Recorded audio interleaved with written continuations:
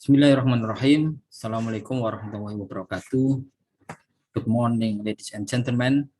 Thank you for the opportunity to speak to you in the 7th International Conference on Social and Political Science. This time, I am Umar Sholahudin. I am from University of Wijaya Kusuma, Surabaya. Nice to meet you. In this opportunity, I would like to present my paper, the topic legal dualism concerning agrarian conflict of land in Bongkoran, Wongsorojo Regency of Banyuwangi.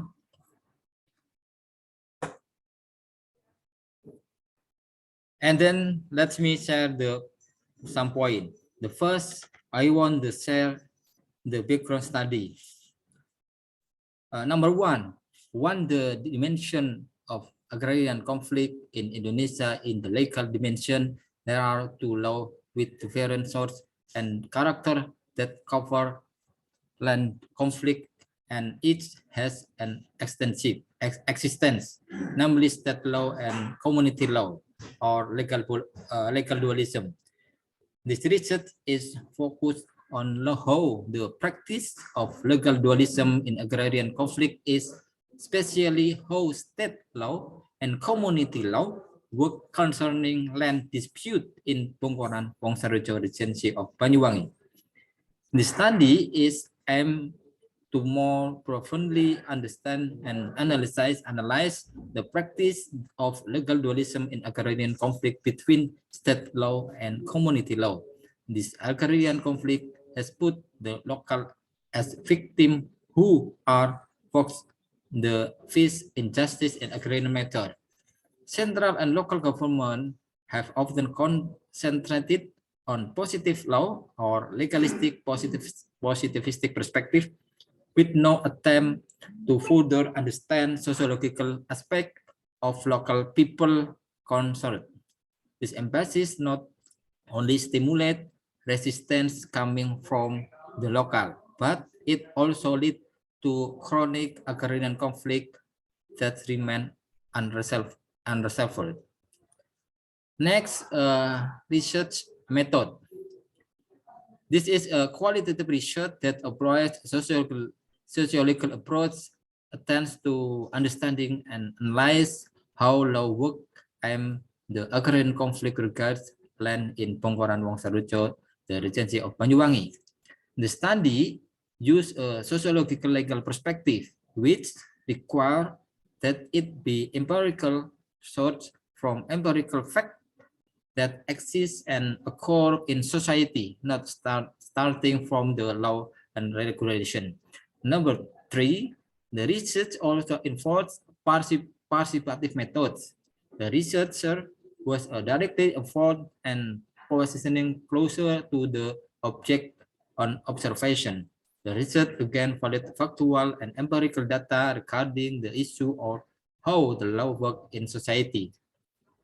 Data collection in informed observation in the interview with government officials, companies, and farmers as informants. Documentation of secondary data obtained from available document from government and PT Wongsorojo or organization of farmer. The data was analyzed by means of qualitative method that involved selection and analyze data in qualitative method in reference to theoretical framework to provide comprehensible description of the problem observed. Research and discussion. Legal dualism. Number one, agrarian conflict wherever it may be found, including the one in Bongkoran dispute in at least due to political institution, where the state use its power and police law enforcer to snatch people's right to land and to convey the right to counter land for other parties such as business people through consensus permit at HGP or HGPU or those of the form.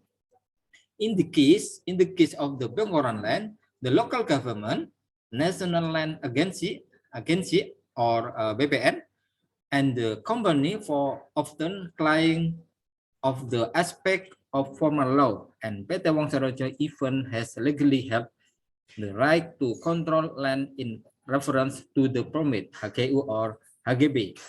Number 3, legal positivistic perspective was also expressed by police when agrarian conflict of Bongkoran land was under investigation. The police asserted that the local had their option to bring the case to court if they could not take what had been decided regarding the right to control land under consensus permit HGU or HGB had by the PT Wong Sarojo. The police opinion is cited as follows. Second, result and discussion. Claim was recited by former inciting that they had the right to land according to socio-historical aspect. In other words, they believe and 10 of year of residing the area and using the land for agricultural should have given them legitimate right to the land. Historical ties between the farmer to their land have existed for very long and they still remain till today. The work of state law and customary law in the context of agrarian conflict is different on imbalance. In a spillway, it can be said that the state law is more state interest oriented. Law as an instrument of violence. Number 1, regarding its agrarian conflict, both the government and PT Wong Sarojo often use legal instrument to make away the farmer right, and it is often performed by bureaucratic apparatus, security enforcer, and the companies through violence. Number 2, state law is used by government apparatus and security enforcers to back up the company to repress and sue the farmer for the interest of the company in of industrial society. Law is made by the state to give service to business interests of capital owner. Next, conclusion and recommendation. Number 1, the agrarian conflict of Bongkoran land in Wong Sarojo, the Regency of Banyuwangi, is a sign of structural conflict coming from legal conflict between state law and customary or living law. With the existing authorities, state law work through in institution or bureaucracy of the state, involving central and local government.